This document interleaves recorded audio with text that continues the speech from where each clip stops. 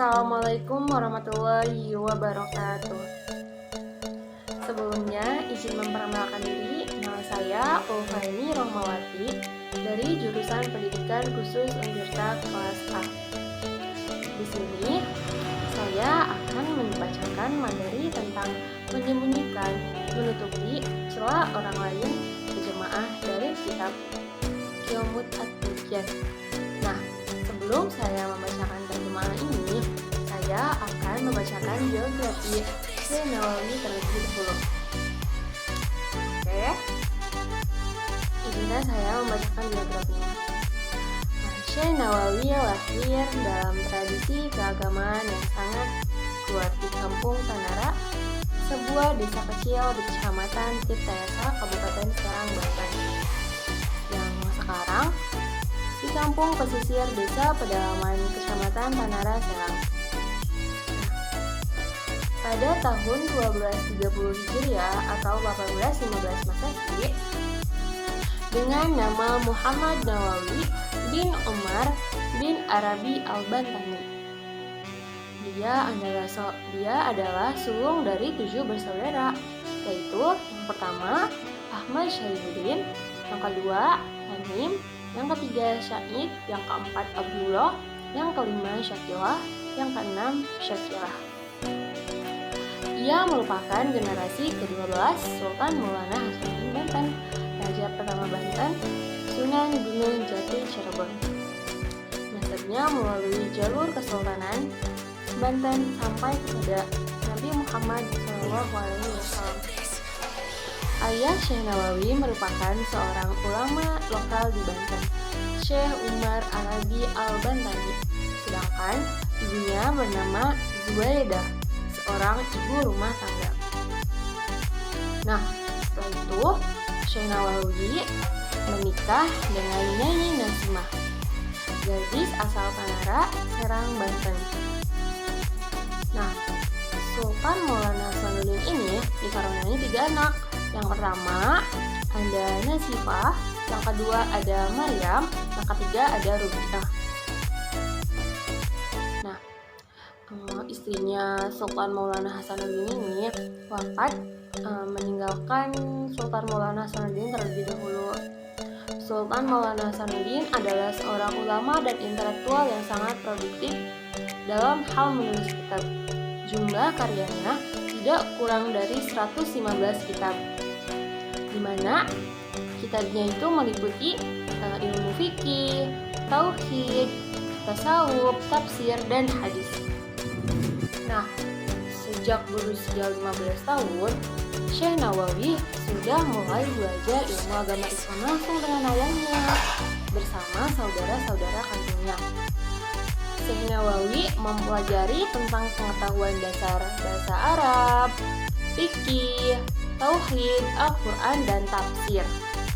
Nah, di usianya yang belum genap 15 tahun ini, Syekh Nawawi telah mengajar banyak orang, sampai kemudian ia memilih mengajar di pesisir pantai untuk mengajar murid-muridnya yang semakin hari semakin bertambah. Nah, selanjutnya gelar-gelar Syekh Nawawi. Banyak sekali gelar-gelarnya. Di sini saya akan membacakan salah satunya. Yang pertama, Al-Sayyid Al-Ulama Al-Hajiz, tokoh ulama Hijaz. Nah, yang kedua ada Imam Maulana Al-Harimain. Yang ketiga ada Dokter Ketuhanan. Orang yang pertama memberikan gelar ini pada Syekh Nawawi adalah Kristinanus Hajjaj. Yang ketiga Asy Syaika Al-Faq, disematkan oleh kalangan pesantren.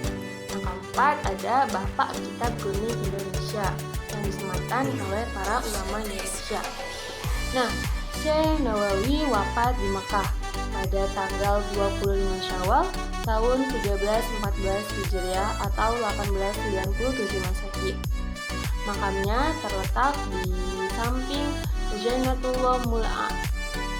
Makam bersebelahan dengan makam anak perempuannya dari Sayyidina Abu Bakar As-Siddiq, Asma bin Abu Bakar As-Siddiq.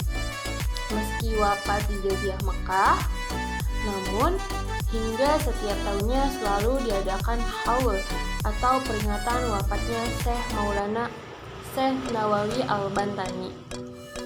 Tepatnya di Pondok Pesantren An-Nawawi At-Tanara di Tanara, Serang, asuhan dari Kiai Haji Ma'ruf Amin. Haul Syekh Nawawi selalu ramai dihadiri para pesantren Nusantara bahkan mancanegara. Nah, perlu diketahui, menuturkan kejelekan orang lain dengan tujuan yang tidak sah atau tidak dapat dicapai kecuali dengan penuturan itu dibolehkan dalam syariat Islam. Nah, ada 15 ulasan. Yang pertama, satu, mengarahkan.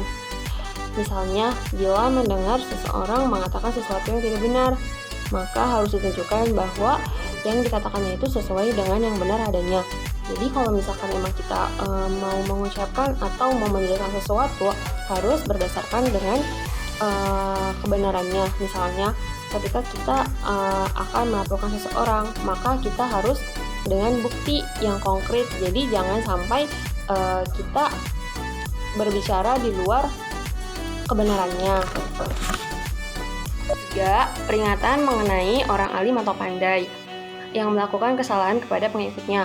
Misalnya, ada seorang yang menanyakan sesuatu masalah dan memaparkannya pendapat orang alim itu yang menjadi gurunya itu, maka harus ditunjukkan kepadanya bahwa gurunya itu salah. Termasuk dalam langkah ini adalah kata-kata para pengarang dalam kitab mereka.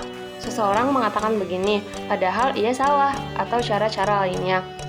Tindakan ini boleh dilakukan apabila penuturan mengenai kesalahannya itu dimaksudkan agar ia tidak diikuti. Bila ada toleransi yang bersifat negatif, maka tindakan itu hukumnya haram. 4.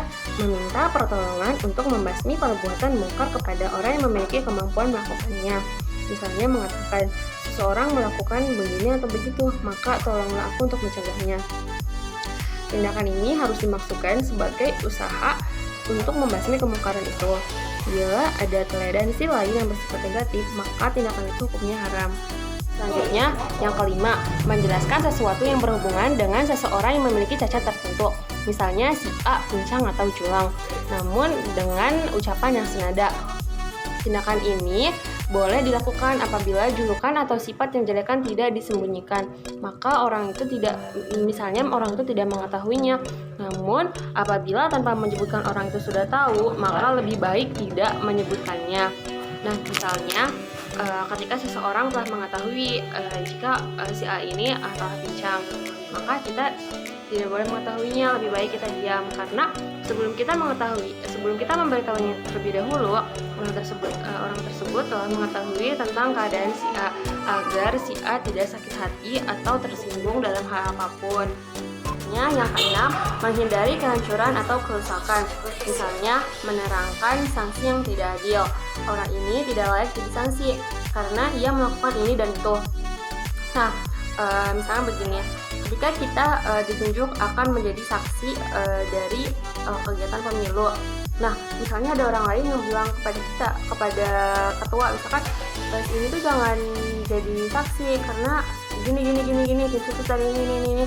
Seharusnya jangan begitu, lebih baik kita diam saja karena kita tidak mempunyai bukti. Jika kita telah mempunyai bukti, boleh diucapkan kebenarannya bagaimana. Tapi ingat, ketika kita tidak mempunyai bukti apapun, kita tidak boleh memberitahu. Yang ketujuh, meminta fatwa kepada orang pandai mengenai sikap terhadap orang lain yang berbuat aniaya kepadaku. Bagaimana cara aku agar selamat darinya? Tetapi yang paling selamat adalah menyamarkan pelakunya. Seperti, apa pendapatmu mengenai seorang lelaki yang diperlakukan aniaya oleh ayahnya, ibunya, atau saudaranya? Tetapi menjelaskan dengan alasan ini diperbolehkan. Yang ke-8, menghentikan tindakan fasik seorang bila ia membeberkan aibnya sendiri seperti zina dan perbuatan-perbuatan keji lainnya, maka boleh mengujinya mengenai tindakan fasik itu bukan aib yang lainnya. Syaratnya, pengujian itu dilakukan pada orang yang bercerita mengenai tindakan fasik dengan rasa bangga yang dimaksudkan agar ia segera sadar dan berhenti dari perbuatannya bila tahu itu dibenarkan. Namun apabila seseorang membeberkan aibnya dengan penyesalan yang dalam, dan ingin bertobat, maka haram untuk kita mengujinya. Misalnya ketika kita melakukan kesalahan yang dibenci sama Allah, namun kita ingin bertaubat, maka jangan kita mencelanya atau menjauhinya, karena dia telah berniat untuk bertaubat dan berubah dirinya. Tetapi jika dia bercerita dan membangga-banggakan kesalahannya, kita perlu mengujinya, kita perlu mencelanya agar dia berubah dan agar dia berpikir bahwa yang dia lakukan itu tidak baik. Lebih baik melakukan seperti ini dan bertobat kepada Allah Subhanahu wa taala dan berbuat baik dan kembali ke jalannya. 9. Memberikan peringatan agar tidak terjerumus dalam perbuatan yang buruk. Misalnya, bila ada seseorang teman atau keluarga kita yang ingin bergabung dalam klub tertentu, maka karena kita telah mengetahui kejelekan dalam klub tertentu yang dilarang oleh Allah Subhanahu wa taala, maka kita wajib memberitahunya. Namun jika ada cara lain agar kita dapat membantu keluarga kita atau teman kita tidak masuk ke dalam klub tersebut, boleh dilakukan. Namun ketika ada cara lain, cara yang pertama itu hukumnya haram. Selanjutnya, yang ke-10, menggunjing orang yang menunjukkan bid'ah, amal perbuatan ibadah yang keluar dari ajaran Rasulullah SAW. Yang ke-11, menggunjing orang yang menyamarkan atau menyembunyikan bid'ah. Yang ke-12, menuturkan sisi buruk lawan dalam suatu urusan di pengadilan pada saat menyembunyikan dakwaannya atau pada saat ditanya di depan hakim. Yang ke-13, mengadukan tindakan aniaya seseorang kepada kadi atau hakim atau polisi atau wali yang menyembunyikan aib-aibnya. Yang ke-14, menggunjing orang kafir harbi, kafir yang jelas-jelas memusuhi orang Islam. Adapun kafir zimmi, kafir yang sudah takluk dan bersedia membayar pajak pada pemerintah Islam, adalah haram menggunjingnya. Yang ke-15, menggunjing orang yang murtad, orang yang keluar dari agama Islam. Tidak boleh menggunjing orang yang meninggalkan salat fardu wajib 5 waktu. Ibnu Arabi menyarankan sebaiknya setiap muslim meyakini bahwa segala perbuatan yang diucapkan dari ahlul bait, anggota keluarga Nabi dan cucu mereka, telah diampuni oleh Allah. Kita tidak boleh mencaci atau mencela siapapun. Bagaimana dengan masalah ahlul bait ini? Seseorang yang dapat dipercaya karena berkisah pada Ibnu Arabi bahwa dia tidak suka pada perlakuan para syurafa, orang-orang mulia keturunan Nabi yang tinggal di Mekah. Nah, jadi kesimpulannya kita tidak boleh mencela orang lain ketika kita tidak mengetahui kebenarannya tersebut, karena kita sama-sama keturunan Nabi Muhammad SAW. Ini cukup sekian video yang dapat saya sampaikan. Kurang lebihnya mohon maaf. Terima kasih. Wassalamualaikum warahmatullahi wabarakatuh.